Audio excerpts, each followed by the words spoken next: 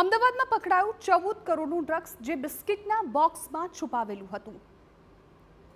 અમદાવાદની નરોડા પોલીસે કરોડો રૂપિયાનું આંતરરાષ્ટ્રીય લિંક ધરાવતું મેથામ્ફેટામાઇન ડ્રગ્સ ઝડપી પાડ્યું। પોલીસે નાના ચિલોડા સર્કલ પાસે વોચ ગોઠવીને બિસ્કિટના બોક્સની આડમાં ડ્રગ્સની હેરાફેરી કરી રહેલા મુંબઈના એક શખ્સને અંદાજે 7 કિલોથી વધુના ડ્રગ્સના જથ્થા સાથે રંગે હાથ દબોચી લીધો।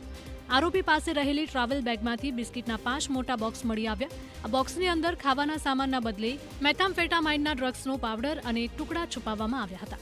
જપ્ત કરાયેલા ડ્રગ્સની કુલ કિંમત 14,16,80,000 રૂપિયા થાય છે। મહારાષ્ટ્રમાં ક્યુબેન નામના એક નાઇજીરિયન છે, આના સંપર્કમાં હતા।